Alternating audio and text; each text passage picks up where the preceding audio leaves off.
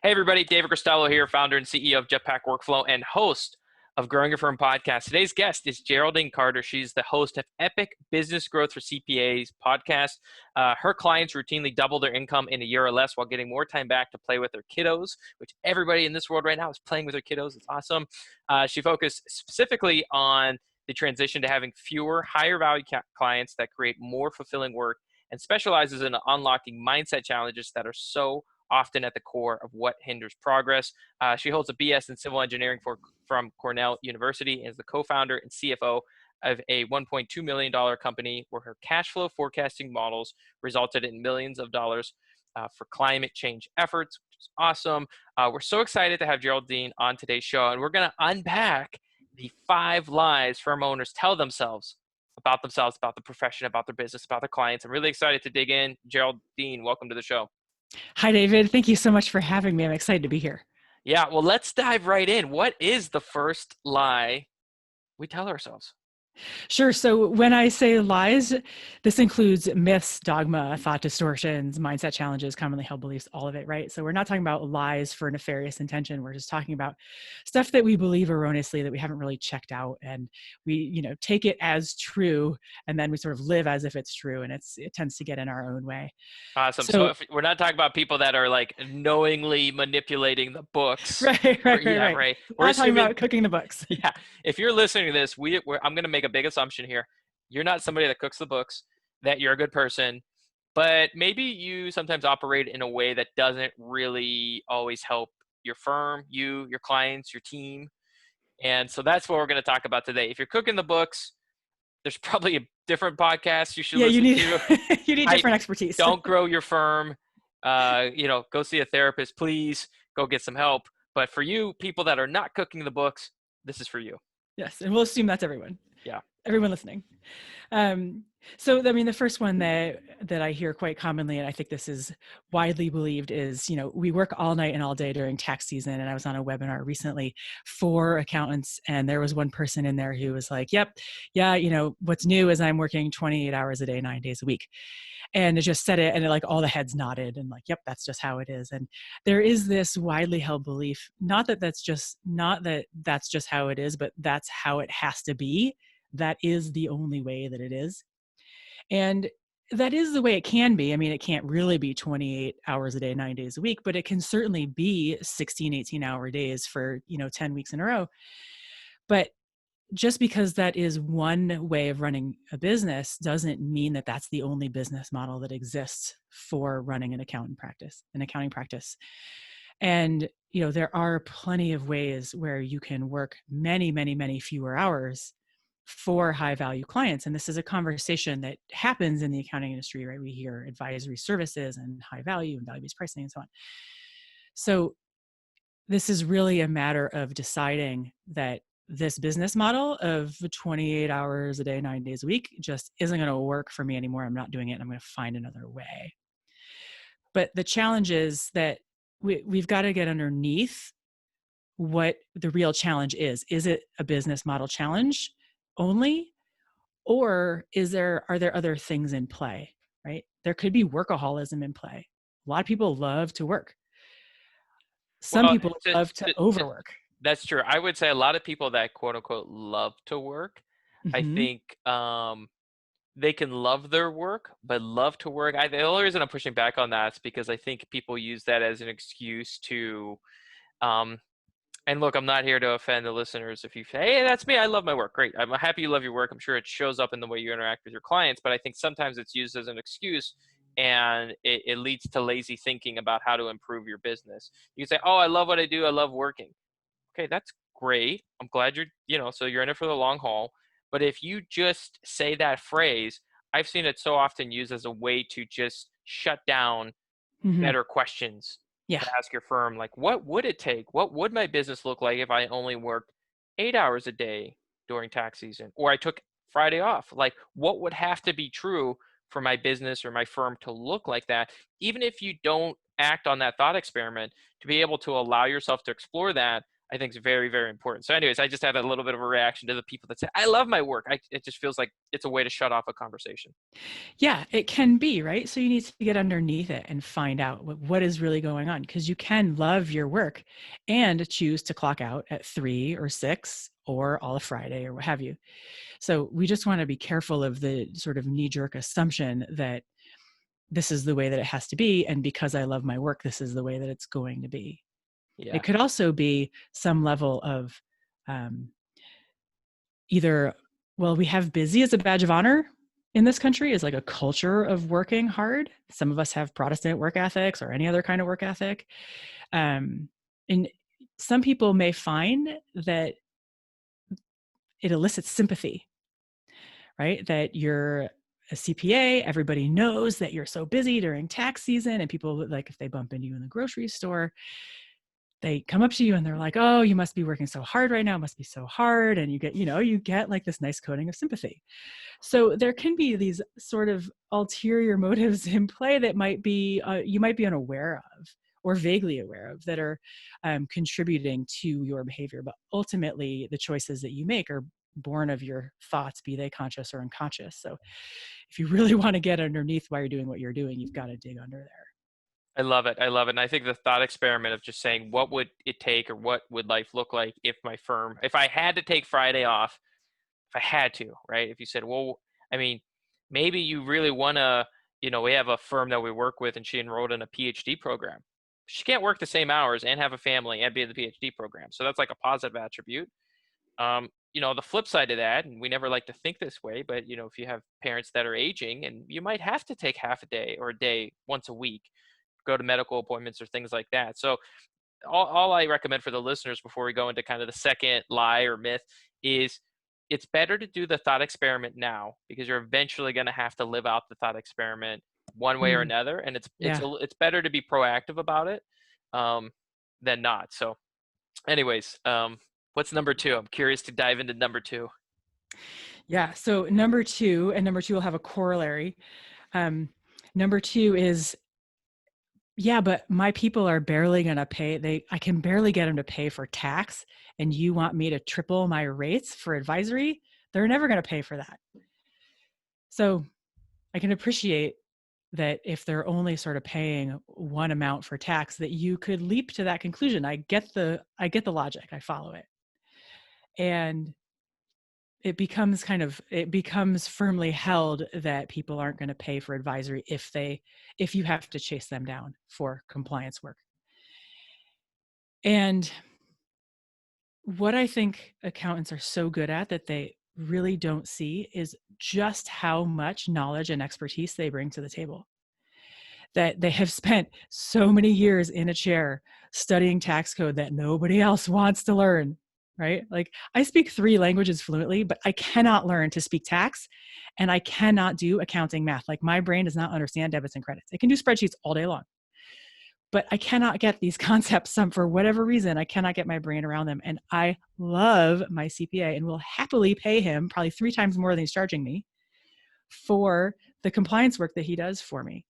And I would pay him even more than that for advisory, because I would just as soon put pencils in my eyes as do my own taxes. And I think that so many accountants, because they've become good at it, because it's so easy for them, they equate that with not having value, right? Like, oh, I just do the thing, da da da da. It's too easy.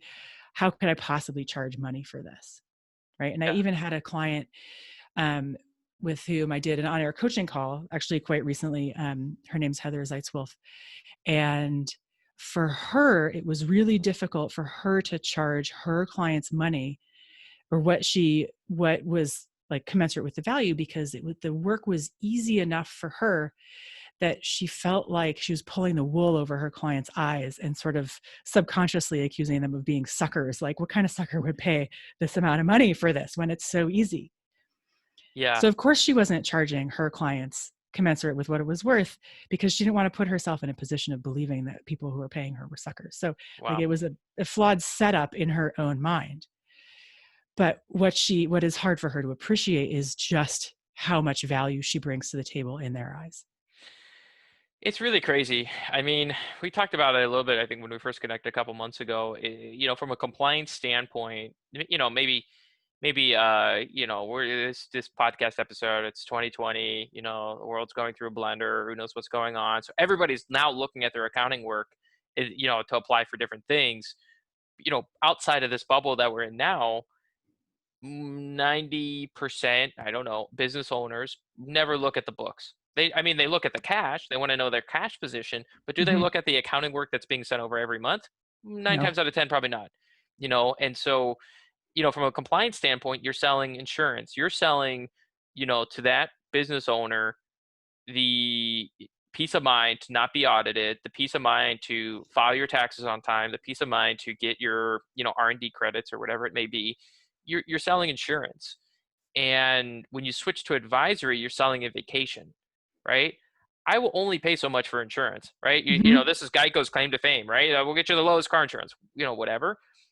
People will pay a lot for the future, and Yeah. that's where you get into advisory work, which, Hmm. I feel very similar to you. I'm like, the amount we pay our bookkeeper, the amount we pay our accountant, I'll tell you right now, we've hired a contractor CFOs in the past. They always make more than our CPA and our bookkeeper. And goodness gracious, I would love it if either one of our bookkeeper or CPA said, "Yeah, I can do that work." Wonderful. I'm happy to pay you more. That would be Yeah. amazing. That'd actually make my life easier because I wouldn't have another person to interface with, or Tiffany, our business operations manager, wouldn't have another person to interface with. So she would probably be like, "Yeah, that's amazing. We'd love to offer it to you." So it's huge. But I think a lot of people are nervous about entering it. Maybe they don't feel like they have the skills or knowledge or know-how. But if you know the numbers, you do. It's just about, extrapolating that in the future and coaching your client into that world. But obviously, there's a lot of work to be done on positioning the value, the headspace of the value, the sales. I mean, this is a lot of what you do, right? Yeah. So this, you're getting into what I do with people is like help them bridge that gap, right? Because it is mentally so difficult to Yes. reposition how you think about yourself, how how you reposition what you offer, and the whole process of doing that does take time, and it's not a flip of a switch that happens Yes. overnight, I don't right? want to undermine the work that would go into making that transition. So I know it's Well, easy for me to say, "Hey, I'm here on a microphone." Yeah, it's so easy. I'm just saying it's worth it. And I think people should take it very seriously. yeah, yeah, yeah.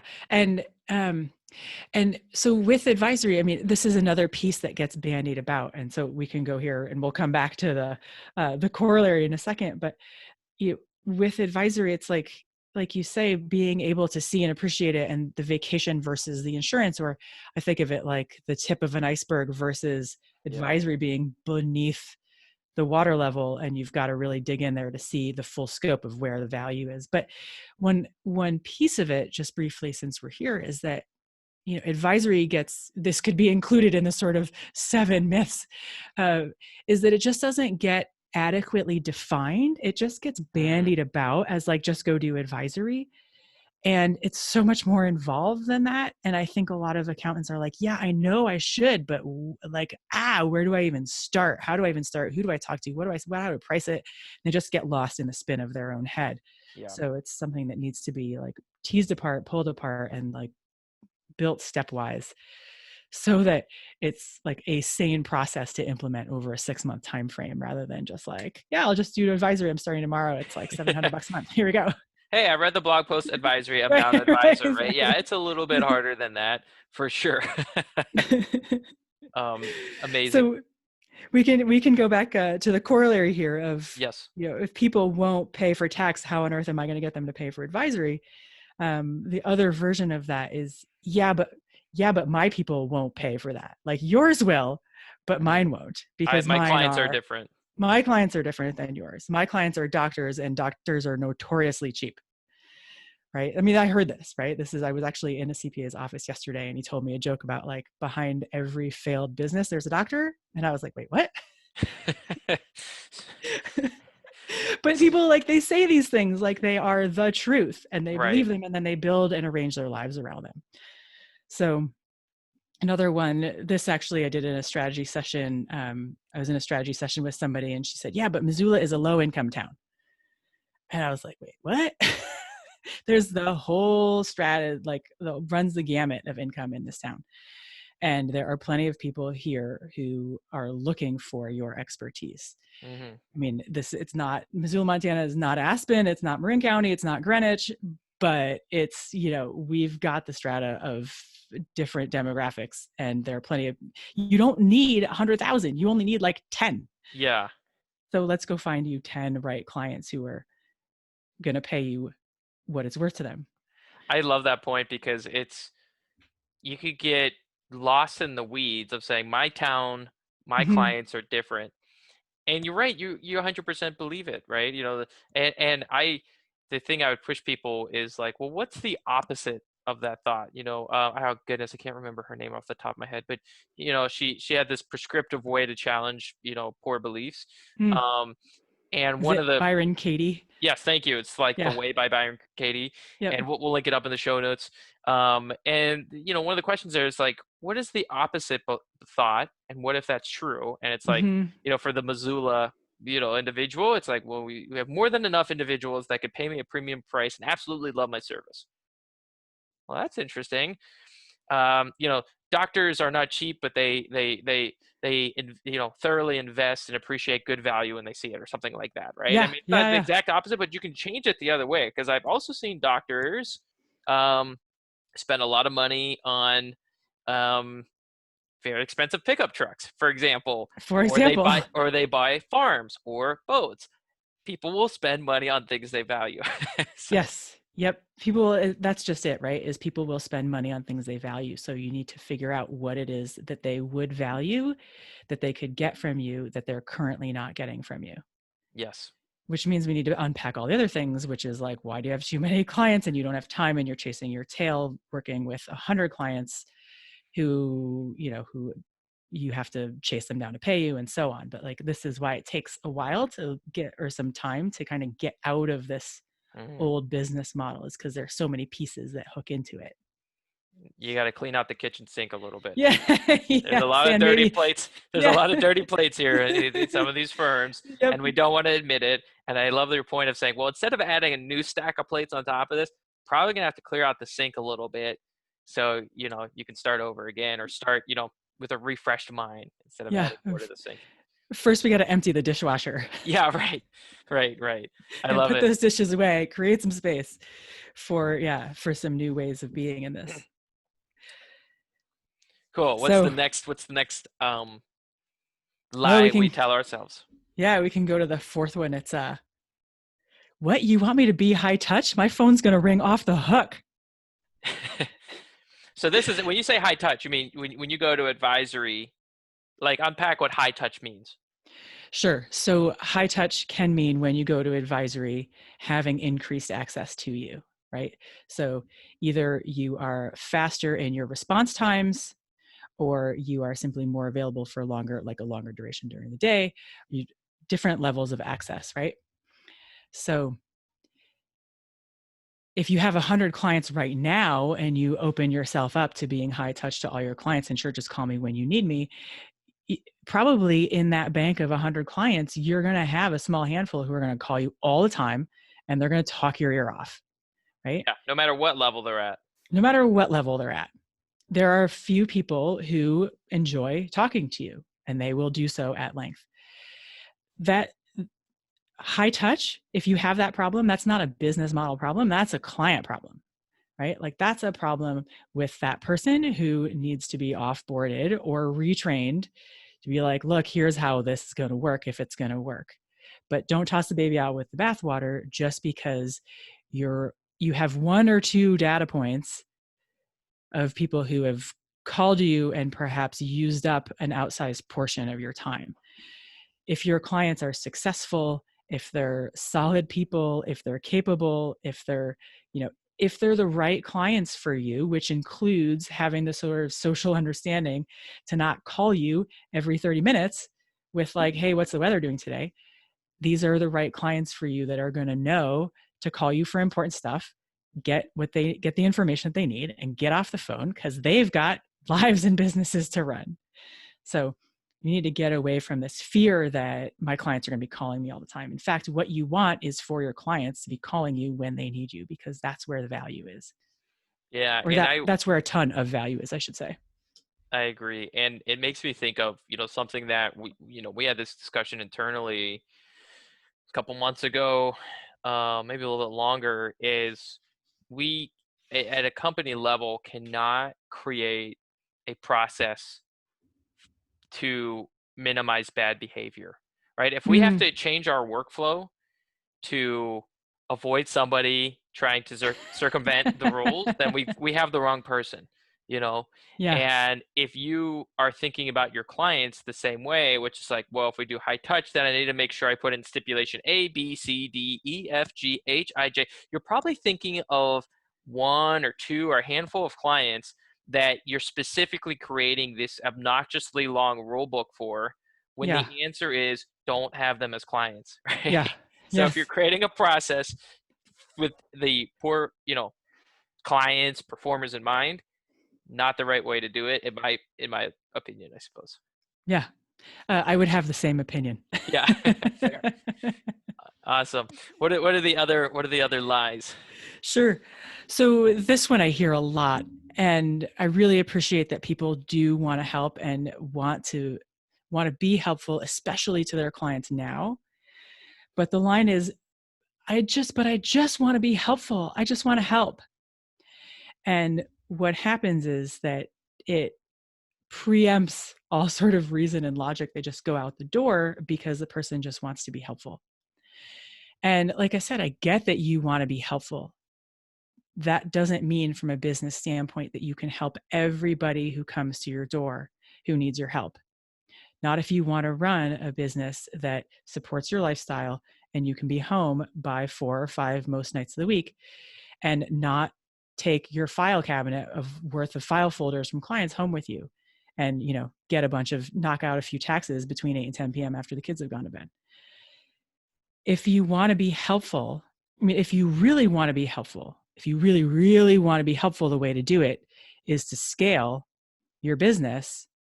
And before you scale, you've got to narrow so that you can systematize, because you cannot systematize something that's all over the map like a Jackson Pollock painting. You cannot put those paint dots in a row. You've got to narrow down what you're doing, who you do it for, so that you can put that into a system, so that then you can hire and train, and then you can scale. And when you can scale, then you really can have a larger impact. And that's when you can really help people. And if that's not at all clear to you, you can look at Bill Gates and you can look at what he scaled and the impact and the legacy that he's leaving. You can look at Oprah Winfrey, right? If she said, well, I just want to help people and just help 15 people be their best selves, and I'm going to serve 14 of them for free, she would not have the global impact that she has had in terms of helping lift all kinds of people out of their own challenges, suffering, and so on.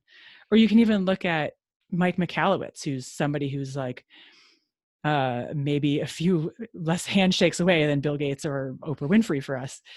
He has built something that he's systematized, scaled, and he's having an enormous impact and leaving a significant legacy. And he wouldn't do that if he kind of operated under these air quotes, I just want to help people, and, gave significant friends and family discounts, or didn't charge half his clients just because he wanted them to like him, or whatever it was.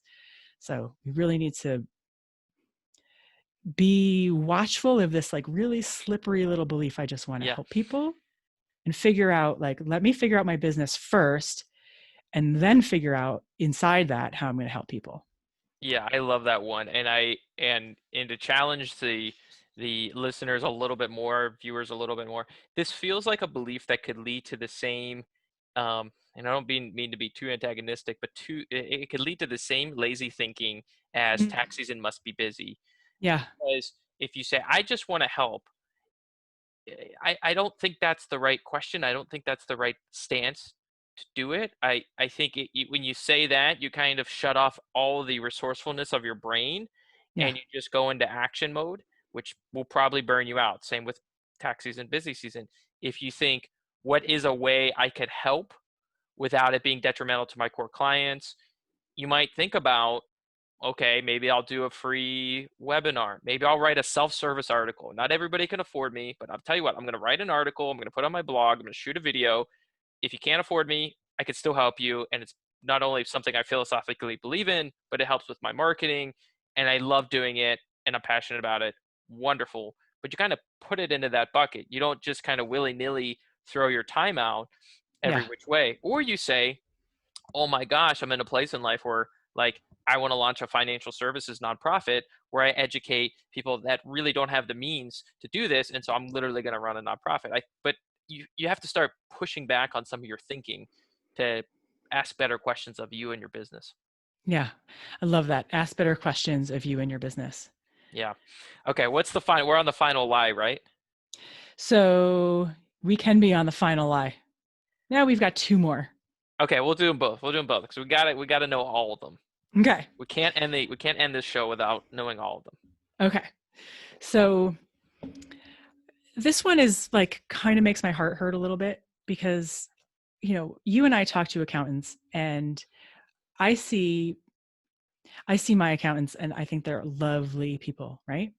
And yet I hear them saying to themselves things like, yeah, but accountants are introverts. Yeah, but accountants are socially awkward. Yeah, but accountants are shy. Accountants like to hide out. We're not good with people. We're not people. And I'm like, what are you talking about? You are the loveliest people. You are so nice. You are so helpful. You save my bacon when I have questions that I could not possibly understand on my own. Why are you hiding out? And why are you hiding behind like introversion is a bad thing? Yeah. And what I see is, especially now, with what's happening, we need, CPAs are on the front lines here in the financial sense, Right. and they are helping us navigate PPP, IDL, CARES, blah, blah, blah. And we need them, and we need their voices, and we need to be hearing from them. So if they're hiding out, they're doing everybody a disservice.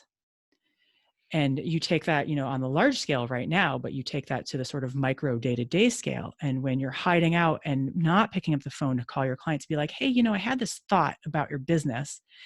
And I think if we reposition this and that it could actually save you a fair bit of money, right? Mm-hmm. Isn't that a phone call as a client you would love to receive? Yes. And the other thing too is, not, so if anybody follows like Gary Vaynerchuk, right? He's one of these internet, entrepreneurs. He's certainly a character. He has energy nonstop. To me, he's like the people person. He gets energy by being in front of people. Um, if you're not that way, that's okay. Yeah. And you could plan your day saying, okay, I know these things are going to tire me out, so I'm not going to do 100 of them a day, but maybe I could do a handful. I'm going to build my muscle of putting myself out there a little bit more, turning on video if I'm doing a web conference. I'm on Zoom or Google Hangouts or Microsoft, whatever, and just know if that's something that tires you out, plan accordingly. But that shouldn't be a reason you shy away from it. Yeah. Don't shy away from it because we need you. We need you out there helping us understand these things that we so desperately want to understand, or Yes. at least get to the other side of. We might not want to understand it too deeply, but at least get the transformation we're looking for.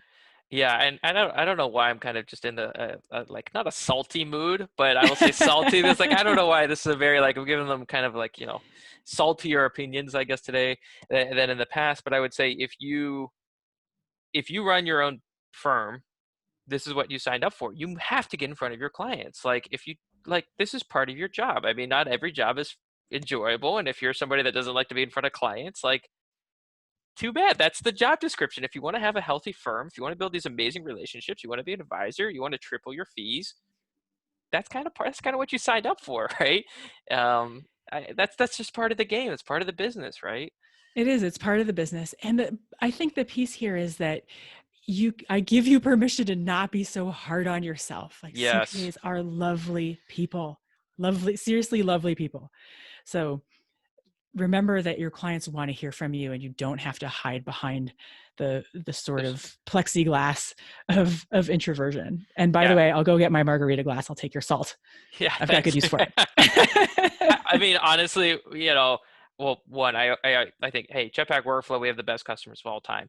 But they're just everybody's so nice. Like I can't think of a single customer I've ever talked to hasn't been absolutely positively nice and delightful to work with. And I don't know, maybe maybe other professions don't always have that. So I think we should lean into that. Yeah. Yep. I So see the same thing. what's the final lie? Yeah. So the final lie is this one gets bandied about a lot. It's charge what you're worth. And I have a couple problems with charge what you're worth. Actually, I Yeah. have a lot of problems with charge what you're worth. What does that mean? Does that mean like somebody says that when they're not charging enough per hour or something like that? That's how it comes up? Yes, that they're Okay. not charging enough. Yeah. And what does it even mean is a great question. You ask great questions, David.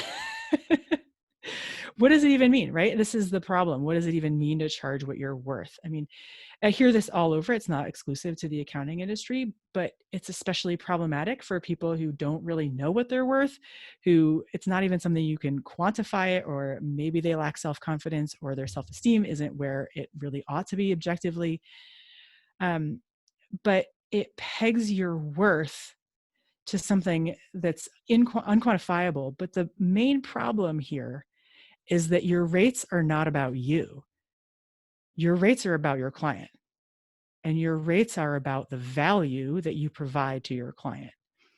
So when you set your fees, even if you're still doing hourly and you're thinking about, am I even worth that? Can I even charge that? It's not about you.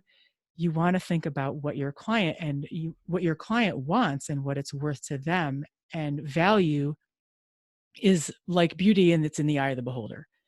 And the same thing will be worth $100 to one client and $1,000 to another client.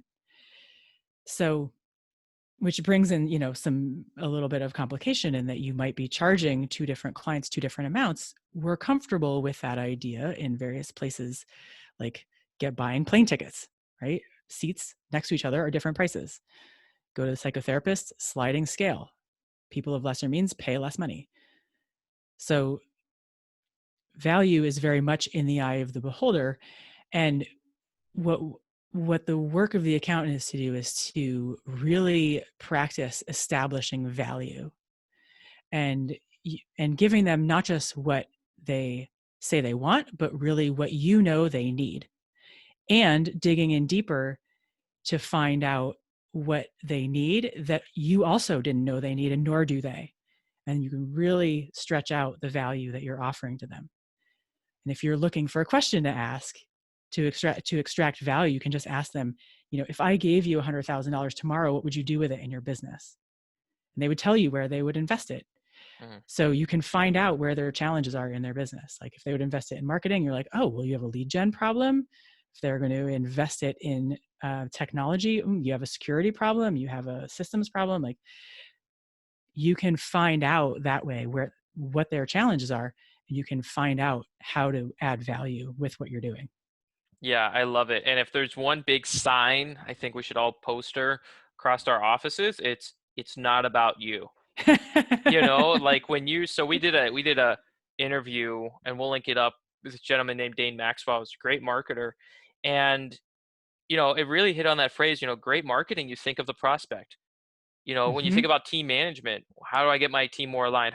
Okay, don't think about them and what's going through their heads, not about you and what you're worried about and your insecurities. Think about the client, what they value. Think about your team, what they value. Think about prospects, economy, what they value. And I think that should be very reassuring for everybody. You can take a deep breath and say, thank goodness it's not about me. Thank goodness. That's amazing, right? Then you always have opportunities to learn. You have always opportunities to grow. So I just love that point. And to summarize it, it's not about you. That's amazing. Geraldine, this has been a true treat, and I appreciate you coming on. If we alluded to some things about, kind of transitioning to advisory. I know you do a lot of work there. I know you do just a lot of work in the accounting community overall. What is the best way for somebody listening now to connect with you, learn more about what you do, and maybe reach out and say thank you for coming on today? Sure. Yeah. So the best way to find me is over at my website. It's shethinksbigcoaching.com. And for those who want to connect with me, they can put time on my calendar right there.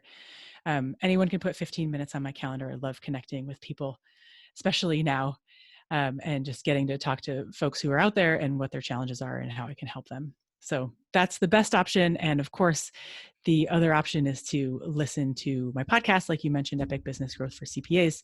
And there's nothing from stopping you from doing both. Perfect. And maybe you're in the middle of this interview and you're building a fort for your kids, or I believe people still do this. They get cardboard boxes, right? Maybe you have a home appliance, maybe you have a home project going on. You have a bunch of cardboard boxes everywhere. You're building out this fort for your kids. You have your little AirPods in, or whatever you do to listen to podcasts, or watching this on YouTube while you're biking on your, what is that, Peloton? Is that the really expensive Yes, bike with like the big yes, the monitor? Peloton, yes. So you got the instructor yelling on you on one screen, then you have us on the YouTube on the other. Maybe you're doing one of those things. You're like, gosh, I couldn't write down all these lies we've been telling ourselves. I couldn't take all these notes. We can go to jetpackworkflow.com/blog, jetpackworkflow.com/blog. We'll do a full write-up, list all the lies. We'll list Geraldine's podcast. We'll list her resources she's mentioned. And if you really enjoyed this interview, please share it with a firm owner who needs content like this. If you loved it, leave a review, let us know. And Geraldine, thanks again for coming on. Thanks, David. It's been a treat.